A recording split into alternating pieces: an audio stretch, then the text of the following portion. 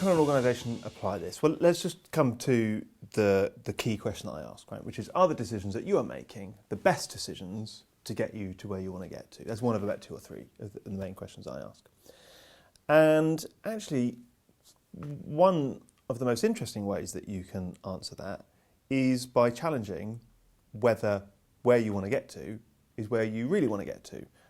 As I always say, to misquote Scary Spice, it's not about what you want, but what you really, really want. What do you really, really want? And I worked with one professional services firm in this country who had a real breakthrough during the session, because one of them said, you know what, we always talk about being the best professional services firm in this region, and you know what, we don't. He said, I think we just want to be home by 6 o'clock, you know, and we don't want to wear ties, you know, we want to wear jumpers. And all this kind of front that we put on is trying to get us somewhere that we don't even really want to get to. So it's no surprise that actually our decisions aren't the best decisions to get us there. So because this was a partners meeting, they went, why don't we just say that? Why don't we start internally aligning around something more useful and asking what we really do want?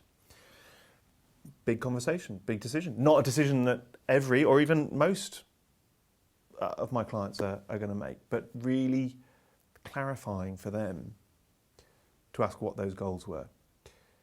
At the other end of the spectrum, you've got an organisation, actually in this case, third sector organisation, who want to achieve some really big things. And like all organisations who have any sort of public funding are having those resources cut and cut and cut. So they need to do more with less.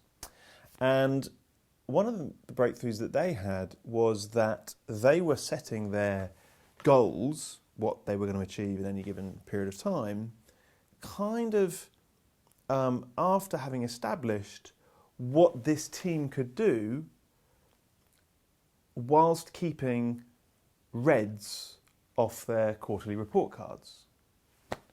Now, when you think about it, that makes perfect sense, because of course no one wants reds on their traffic light system report cards. Okay, that's a sign of failure, if you like. We haven't done what we achieved. But actually, when you break that down, that's a kind of madness, because what that's doing is limiting what they actually go on to achieve, limiting the goals that they set themselves and therefore the results that they enjoy, just so that no one experiences any kind of feedback that says you're less good than you should be.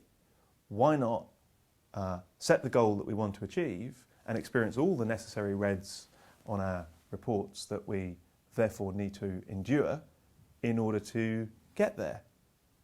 What comes first, the cart or the horse? Now, that meant as a team aligning around the fact that they were going to fail a lot more often.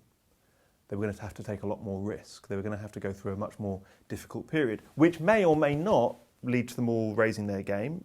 No one knows at the point of setting out on that journey. And actually, the ironic thing is it doesn't even matter. What matters is that they were therefore engaging in a series of acts, decisions, which were going to get them there quicker, simply by putting ego to one side.